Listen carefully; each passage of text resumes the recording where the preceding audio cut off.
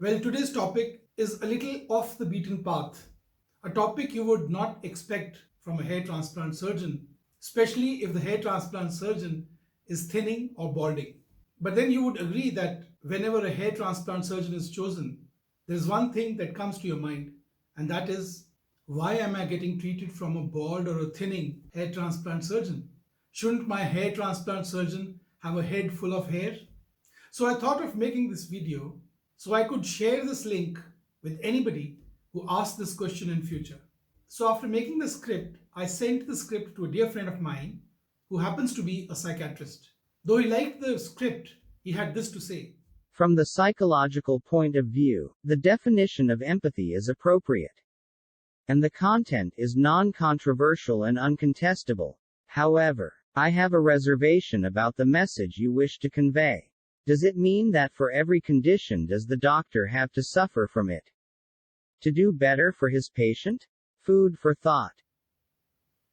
The field of hair transplant and any other cosmetic surgery procedure for that matter is a lot different.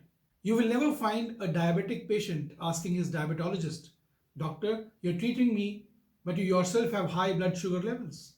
You yourself suffer from diabetes. Or for that matter, a patient asking his psychiatrist, that you yourself look mad to me, how can you treat me? So our field is very peculiar in that way, and there is totally free communication between our clients and the doctor. And this communication is without reservation, without any hesitation. And therefore, this video.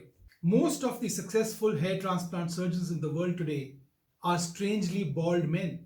Patients do repose their faith in them, their trust in them, and they go to them in large numbers. Well, there is a reason why they prefer going to a bald surgeon than to a surgeon who has a head full of hair, not out of hair transplant, but born with a head full of hair naturally. So it all boils down to the four feelings: the feeling of pity, the feeling of sympathy, the feeling of empathy, and the feeling of benevolence. And these feelings emanate at a subconscious level, and the sensitive patient can pick it up very easily during a counseling session with the doctor.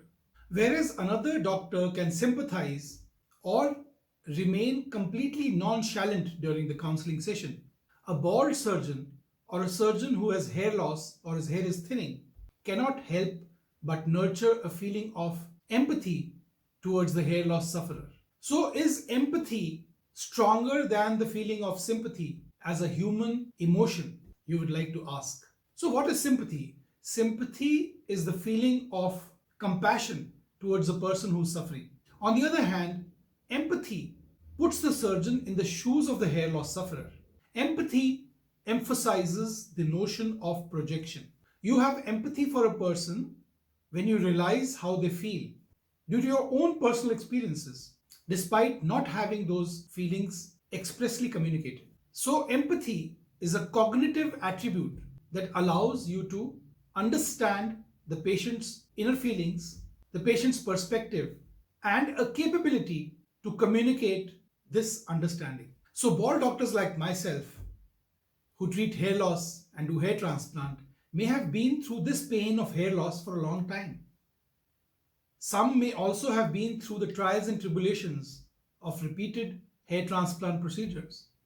And there is also a percentage of doctors I know who have gone through the rigors of failed hair transplant procedures. And the last category of doctors might be those who were never fit for a hair transplant procedure because their scale of baldness, the grade of baldness, was so extensive and available grafts so meager that they were not candidates for a hair transplant. So these doctors are bound to carry the same thoughts, the same emotions, the same feelings as the patients they treat. So it is interesting to note that hair transplant as a specialty is a specialty born out of apprenticeship. Hair transplant is not taught in any medical school except a passing reference. No hair transplant surgeon today can honestly say that when he entered medical school with the sole aim to become a hair transplant surgeon. So, who are these hair transplant surgeons? And how do they get into a field of their calling? So, it could be three reasons why a doctor becomes a hair transplant surgeon. Number one, that he is a qualified doctor. He may belong to any specialty any subspecialty in the field of medicine. He has been through hair loss, through hair transplants, through failed hair transplants, or has been rejected as a candidate for hair transplant procedure. So when these doctors choose hair transplant as a profession, they are more likely to empathize with their patients. I know some of these doctors who do not consider their profession as an avocation, as a purely money-making venture. Some of them may have an element of missionary zeal, since the reason they joined this profession was very peculiar. They were hair loss sufferers and they related more with this profession than any other profession in the field of cosmetic surgery. And then there is a category of doctors who choose this field purely as a profession.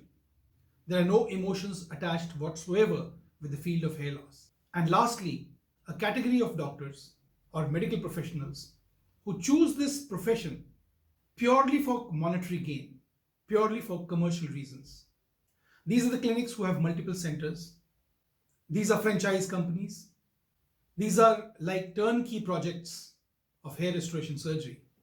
So these companies are neither likely to sympathize with you nor empathize. They lack true human emotion because it's a commercial venture. So sympathy is a feeling of care and concern for a fellow human being, accompanied by a genuine desire to see him better off and happy. So compared to pity, sympathy implies a greater sense of shared similarities, together with a more profound personal engagement.